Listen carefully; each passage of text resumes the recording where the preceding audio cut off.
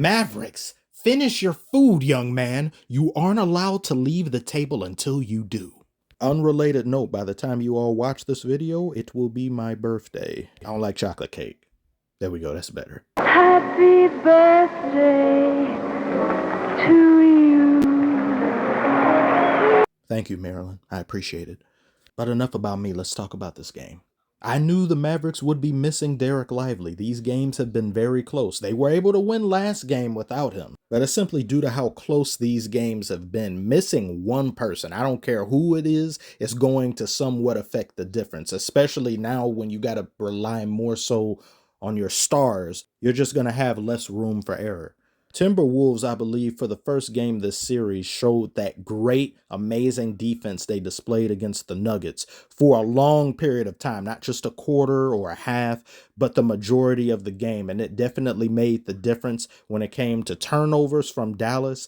And then the the amount of points in the paint that Timberwolves were able to score. But the points off turnovers the Mavericks got over the Timberwolves, I thought, there's no way you win this game.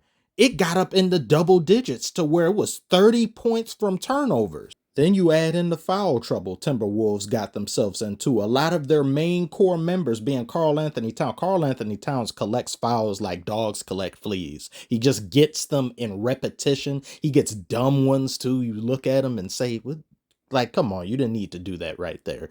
It looked like this game was just going to be like the previous three. Close down the stretch, and either Kyrie or Luka are going to be the ones to seal the deal, or both of them simultaneously as they have in the previous games. They just couldn't hit their shots this game. Kyrie was not himself offensively. Luka was missing way too many shots I believe he could have made easily. By the way, that shot at the end of the game, Hogwarts School of Witchcraft and Wizardry. But then you missed the free throw.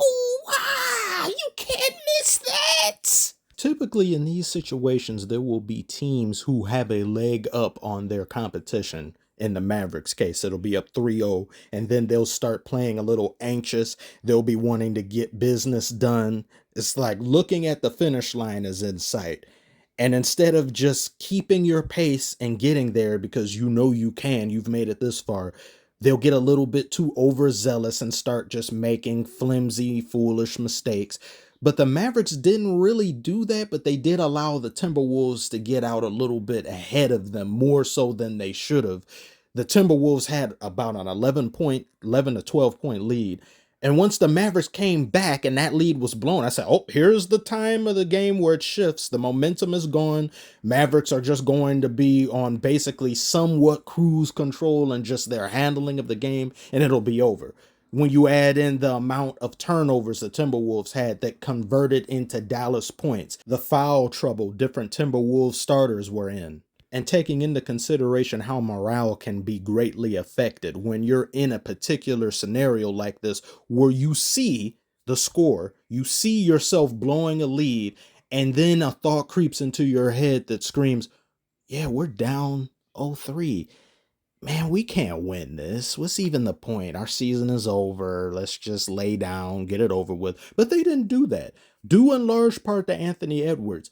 He has done his thing. He was able to take his team's reins of control and basically power shift that towards the back half of this game and the final stretch. And not just him, but Karl Anthony Towns, who played so much better than he has pretty much every single game this series, especially when it comes to shooting a ball, because they had a stat here that I just looked at it and said, my God. The only player who had a worse shooting performance in a conference final across a majority of a series, other than Cat in the modern era of NBA play, was Ron Artest. And you're supposed to be the best shooting big man of all time. He takes pride in his ability to shoot, to space the floor, to be able to hit knockdown jumpers at his height. Oh, that's so great. But you haven't shown yourself capable of doing that this entire series. And you've underperformed when your team has needed you. Coming into this game, or somewhat in the first quarter, he was 4 of 32 on 3-point shots this entire series. I don't know what got into him, but I knew what got into him today. Fear of being clowned and some desperation turned into resolve. Good for you, Cat, but this here, like, what is...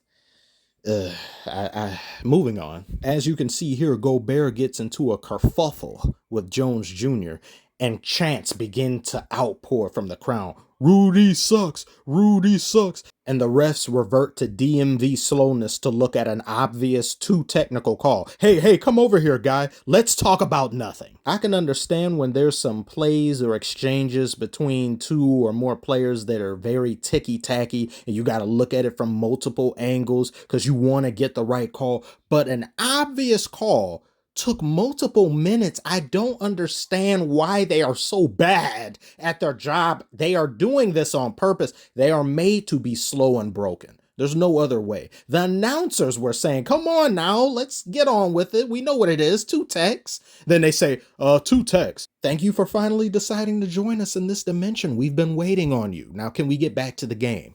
Luka was 1 of 5 from the field in the fourth quarter, and then you have Kyrie, who was 3 of 7. If they shoot just a little bit better, they could have closed this thing out. And then you have PJ Washington, who played his worst game of the series thus far, 3 and 13 from the field. You had just one or too many players not playing up to snuff, and it became the difference maker at the end, because it definitely looked like this game was in the Mavericks' favor. You've got home court.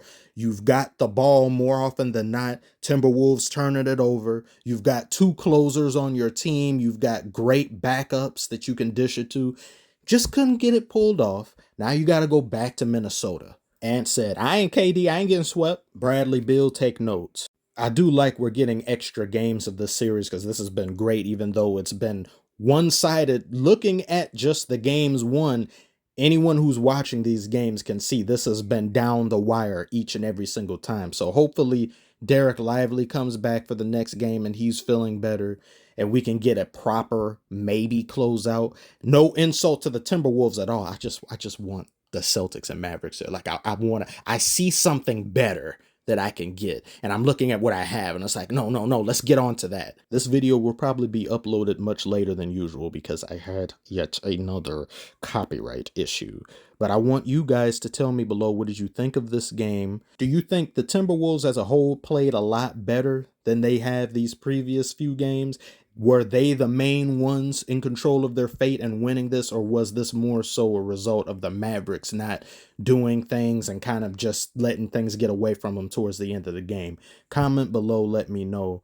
Like and subscribe, of course, if you are new. Thank you all so much, and I shall see you all on the next one.